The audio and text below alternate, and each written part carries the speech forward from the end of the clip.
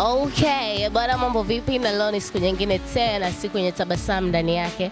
Na leo tuko Msasani, maeneo ya Namanga. Tumekuja kupiga story nyingi sana pamoja na msanii wetu almaarufu kwa jina la Jay Pizzo. Ungana pamoja nasi ili uweze kujua mengi yanayojiri ndani ya msanii huyo. Bila kusahau mimi ni Ruthiel aka Posh Papo. Na kipindi chetu utakipata rasmi katika Kolila Media on YouTube channel yako. Okay, kama nilivyotangulia kusema, na leo niko Msasani, maeneo ya Namanga. Niko na msanii mkubwa sana almaarufu kama Jay Pizzo. Twende tukamsikilize, ana mastori mengi sana kupiga pamoja nasi. Ungana pamoja nami mwanzo mpaka mwisho ili uweze kuona mengi yanayojiri. Mambo vipi? Poa. Wakuitwa nani? Jay Pizzo Amazon. Jina lako halisia? Jina halisia naitwa Tariq Omari. Tariq Omari. Ulianza kazi hii ya uimbaji wa aina ya muziki ya singeli mnamo mwaka? Nimeanza kazi hii ya kuimba singeli 2018. 2018.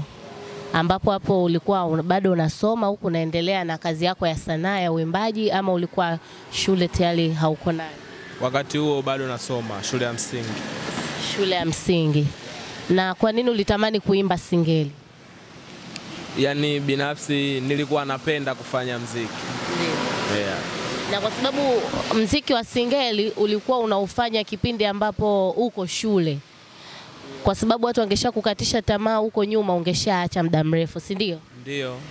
Sasa na kuhusu swala la tamaa, ni kweli wengi walishaongea wakati naanza kwamba huyu atoweza, bado mdogo sana, kwa sababu wakati pia naanza kiumri kweli nilikuwa ni mdogo tofauti na nilivyo sasa.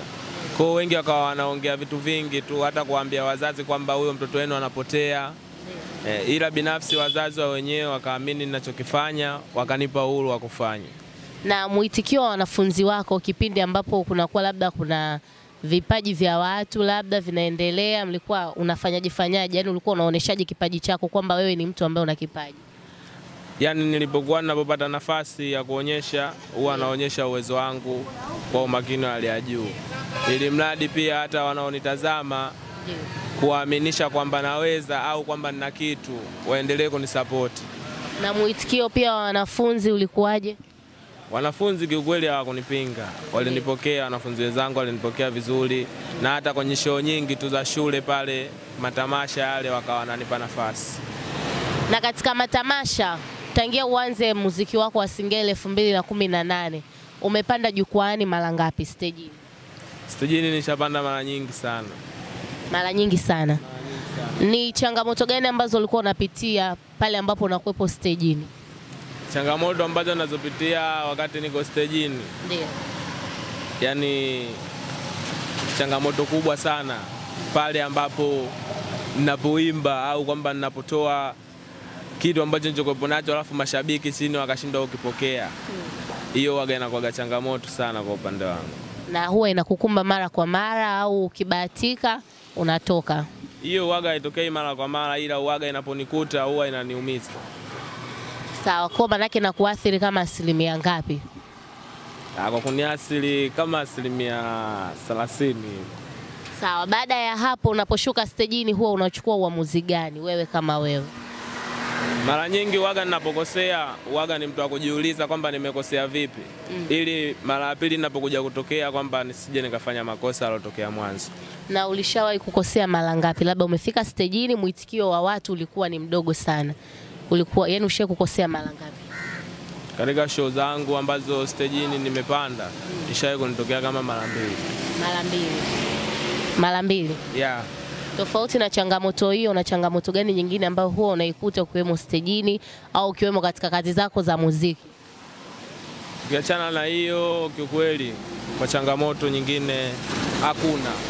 Hakuna nyingine? Hakuna, labda ni kupeana tu supporta kwenye swala la muziki ninaofanya, watu kusupport kile ninachokifanya. Ni hivyo tu basi. Na katika uandaji wa nyimbo zako, ni nani ambaye huwa anakuandalia nyimbo? Nyimbo zangu mimi naandaa mwenyewe. Ndio. Natunga mwenyewe, naenda kwa producer, nafanya kazi. Pale ambapo unatunga ni lazima zinakuwa zinapita sehemu moja kwenda nyingine. Si una viongozi management ambayo huwa inakusupport? Ndio. Huwa inakusupport kwa kiasi gani? Kiukweli management yangu au uongozi wangu unanisupport kwa kiasi kikubwa tu, kwamba kazi ninapoenda kufanya kazi, kazi baada ya kuisha lazima niwafikishie wao wenyewe kwanza, wapate kuhakikisha je, kitu nilichokifanya kina ubora au hakina. Wakishakiona kina ubora, basi tunaanza ratiba ukipambania. Ulishawahi kupeleka kitu katika management yako wakakikataa? Kiukweli bado haijawahi kunitokea hiyo hali, ingawa kwa sababu kila kazi ninayofanya lazima nifikishe kwao. Ina maana kama kungekuwa kuna utofauti wataniambia, lakini hakuna changamoto yote ambayo waliwahi kuniambia kwamba hii kazi ina utofauti bado. Na codes zako ambazo huwa unavaa kabla ya kupanda stejini huwa unazipataga maeneo gani? Yani kodi. Kiukweli swala la kodi, mimi inapotokea swala la kupanda kwenye stage, vitu vyote hivyo waga namaliza meneja. Mimi waga naendaga tu kuonana naye, nakuta vitu vyote tayari vishaandaliwa. Sasa akikuletea kitu ambacho hujakipenda? Akiniletea kitu ambacho sijakipenda? Ndio.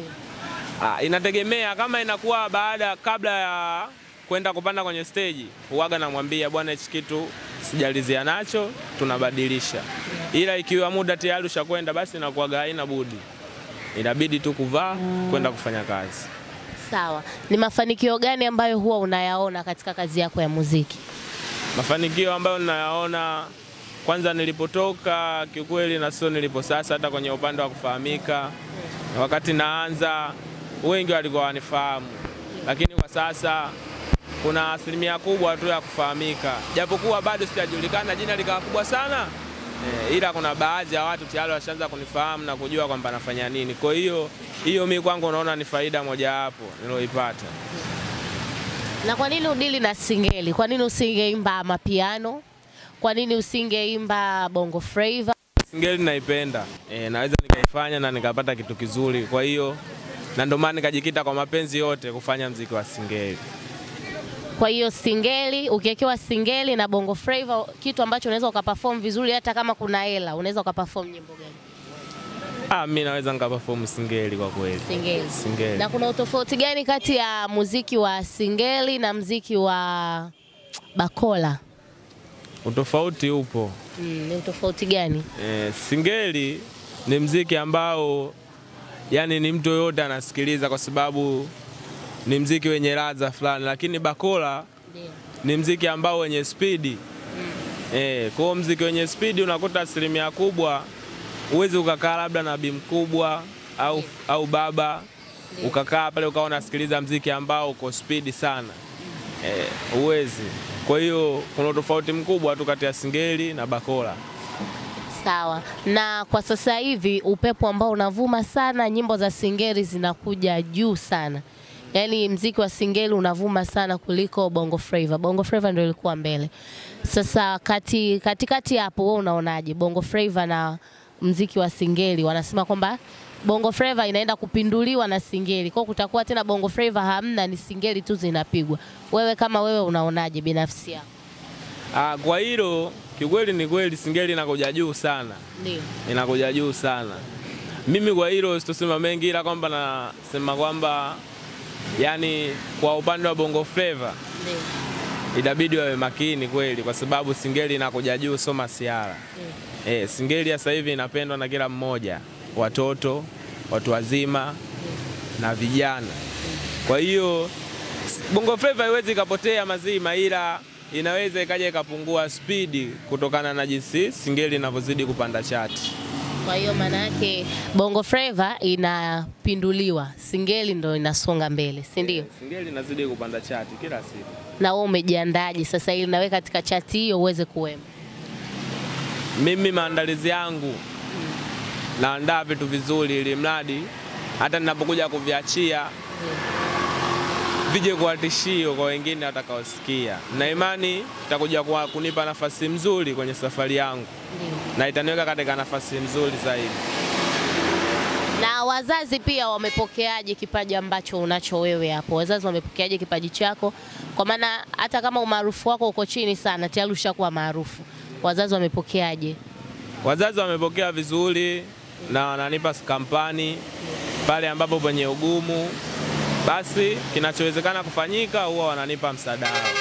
Kama kampani gani ambayo wazazi huwa wanaweza kaitoa kwako? Kampani huwa zipo nyingi, kwa sababu unaweza ukakuta kuna muda tunahitaji kwenda radio kupeleka nyimbo, sawa.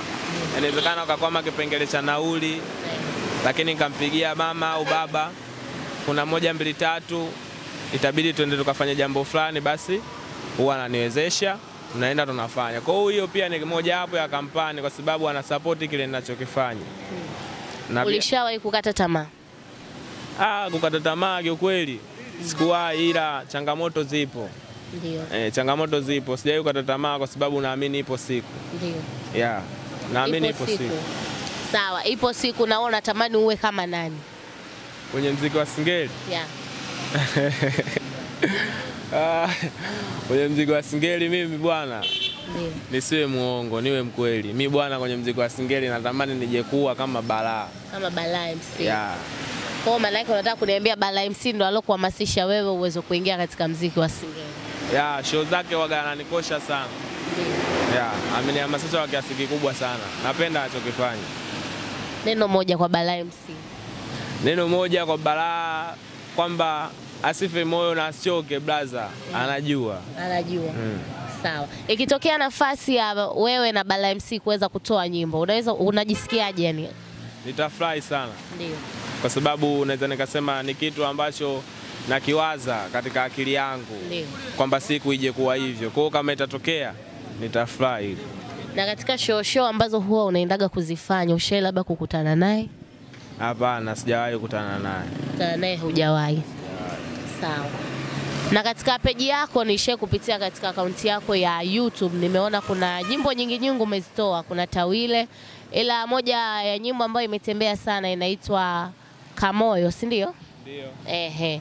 Kwa nini umeamua kuimba ile nyimbo ya Kamoyo? Umeshapigwa na kitu kizito ni?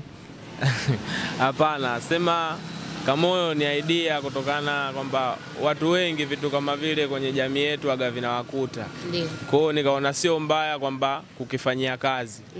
Na uzuri wake kweli watu wamekipokea kwa uzuri. Watu wamekipokea? Watu wamekipokea. Sawa. Kwa maana yake hakuna chochote kilichokukuta labda kwa wewe ulikuwa una mahusiano yakaenda vice versa? Hapana. Hapana, hakuna. Ila ulikaa tu mwenyewe chini ukatunga mistari yako basi? Ni idea tu.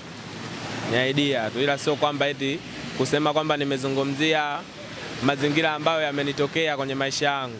Hapana. Ni idea tu imenijia nikaamua kufanya. Sawa. Uandaji wa nyimbo zako huwa unakuwaje, uandaji wa nyimbo zako? Yaani wakati wa kutunga? Yaani wakati labda kesho una show au jioni una show, yaani huwa unafanyaje mazoezi yako yani ya uandaji wa nyimbo? Mimi ninapopata show, uandaji wangu huwa naenda kuonana tu na DJ wangu. Ndio. DJ nani wewe? DJ wangu ambaye anaenda kunipigiaga kwenye show. Ndio. Kwenye show mara nyingi waga anaendaga na bea. Endapo bea akikosekana, mara nyingine hata producer huyo anaendaga kunipigia mara kadhaa, ila producer sio mpenzi sana wa kwenda kupiga kwenye show. Hivyo huwa kuandaa nyimbo. Katika uandaji wa nyimbo zako huwa unaziandaaje? Yaani ukifika labda unaitwa pale huwa unaziandaaje? Kwenye show? Mimi nikishafika pale tukishapanga mambo yetu na nani na DJ wangu kwamba tukishafika pale kwamba tunaanza, kwa sababu kabla ya kupanda jukwani lazima tuonane. Tujue tukifika pale tunafanya nini. Sawa. Basi tunakutana, tunapangilia biti, na mimi najua kwamba wimbo gani nikifika pale naanza nao. Basi tukishafika stejini DJ yeye ana play kama tulivyopanga na mimi naanza kuflow. Ina maana nakopo najua kabisa DJ wangu hapa anapiga kitu gani na yeye anakopo anajua baada ya kupiga mimi naimba nini. Ndio. Kwa maana yake wewe mistari huwa inakujaga pale pale, sio kwamba unatoka huku umeshaiandika. Nakwenda na nyimbo zangu, ila katika nyimbo zangu ambazo nilizozifanya ina maana anakopo anajua kwamba kwenye show ya leo msanii ataimba Tawile, ataimba Kamoyo, ataimba Wakishua. Ina maana yeye tukifika pale atanipigia ni biti za hizo nyimbo tu. Na idea ilisha kukupataga ukiwa juu ya stage, yani labda idea ya nyimbo imekupata ukaanza kushusha mistari? Inatokaga sana. Ndio. Inatokea. Na katika matamasha pale ambapo unafika katika matamasha ni lazima ukajiandikishe, si ndio? Sasa ukifika pale umejiandikisha vizuri, ulishawahi kukosa nafasi ya kuimba? Kiukweli katika matamasha kukosa nafasi ya kuimba hapana. Haujawahi? Hajawahi. Na umehudhuria matamasha mengi Sana. Umeanza kuhudhuria matamasha mnamo mwaka gani? Matamasha nimeanza kuhudhuria 2021. 2021. Mpaka mara mwisho kufanya kupanda juu ya stage ilikuwa ni lini? Mara mwisho? Mara mwisho ilikuwa 2023. 23. Sawa. Ukija ukajipata hapo mbele, management yako utaendelea kubaki nayo au utasonga mbele? Kwa kweli management yangu tumetoka mbali. Siwezi nikaitupa kama hivyo ninavyofikiri. Hamna, hata hapa katikati kuna wasanii wa singeli wadogo wadogo waligombana. Kwa hiyo unaweza ukatoka nao mbali hivyo hivyo, hata wale nao walitoka mbali hivyo hivyo. Kwa kweli mimi management yangu sijawahi kugombana nayo na wala sina kinyongo nayo kwa chochote kile. Sawa, unajua sometimes ugomvi huwa yani hatupendagi utokee, ila unaweza ukatokea yani tena ikaweza kawa kitu kidogo mkagombana at the end mkaachana. Hilo wewe unalionaje hapo, limekaaje? Sawa, siwezi nikasema mengi kwa sababu gani? Ndio. Sijajua, labda kwa sababu kama unavyosema pia watu wanabadilika. Sijui labda nije kubadilika mbele au labda tuje kushindana baada kama unavyosema baada ya kuenda. Labda katika makubaliano labda tuje kuna vitu tuje kushindana. Labda, lakini hatuwezi tukagombana. Ndio. Na imani tutaenda sawa. Kwa hamwezi mkagombana kabisa? Kwa sababu tunasikilizana. Ndio. Ina maana hichi bwana hichi sio, tunasikilizana sawa, unataka tufanyaje, tufanye hivi, tunafanya. Kwa na imani hata huko pia tutafika, tutaongea, tutakaa sawa. Kwa hiyo mpaka sasa hivi una nyimbo zako za audio ngapi? Audio ziko 5. Ziko 5. Ya 5 inaitwaje? Maana mimi nimeona ziko 4. Ziko 4? Nyimbo ya 5 ya mwisho ndio hii hapo, Tawile. Tawile. Sawa. Ni kati ya nyimbo zako zote 5 ni nyimbo gani ambayo ina mwitikio mkubwa sana? Nyimbo ambayo upendwa ni Kamoyo. Kamoyo. Kwa sababu inahusisha na mambo ya mapenzi. Tawile nayo inajihusisha na nini? Tawile inajihusisha na masuala ya mafanikio. Ndio. Tawile inahusiana na masuala ya mafanikio. Nimetoka kwamba kutoka, unajua kwamba riziki zinatafutwa kwa njia nyingi. Ndio. Kuna wengine wanamtegemea Mungu, kuna wengine hawamtegemei Mungu. Kwa nikakaa nikaona hii mbona kama unaweza ukaifanyia kitu na kikaeleweka, ndo kapata idea kwamba kufanya kitu kinaitwa Tawile. Ina maana Tawile kwamba ni mganga anakuitikizia kwamba ulichokitaka kinawezekana. Ndio. Ndo maana Tawile. Imani yako katika asilimia kubwa iko kwa nani? Imani yako kubwa? Imani yangu mimi iko kwa Mwenyezi Mungu. Kabisa yani. Kabisa. Yaani hata ikitokea labda kuna maeneo umekwama, mtu akakwambia twende kwa mtu fulani, huyo ni mtaalamu, yani anahakikisha nyota yako inang'aa na unatoboa. Mimi imani yangu iko kwa Mwenyezi Mungu bwana. Kabisa. Kabisa. Jipizo, Mungu anakuona? Naamini. Mimi niko kwa Mwenyezi Mungu. Imani yangu iko kwa Mwenyezi Mungu. Na hivyo vishawishi havija kukupata. Wewe ukitaka kutoboa twende kwa mtaalamu anaweza. Kiukweli sijawahi kukutana na vishawishi kama hivyo katika maisha yangu. Hujawahi kukutana navyo kabisa? Bado, ingawa nasikia vipo ila mimi sijawahi kukutana navyo. Sasa ukikutana navyo? Nikikutana navyo nitajitahidi kuepukana navyo kwa sababu mimi namwamini Mwenyezi Mungu na sitaki kwenda tofauti naye. Kweli? Kweli. Kabisa unamwamini Mwenyezi Mungu? Kwa wewe unavyoona unatamani uje kutoboa, uje kujulikana zaidi mwaka gani? Yani mimi dada yangu ukisema hivyo, swala la kutoboa mimi natamani nitoboe hata kesho Ibongo inijue mimi nani na nafanya nini. Ndio. Unatamani utoboe hata kesho ili Bongo wakujue. Bongo inijue. Ndio.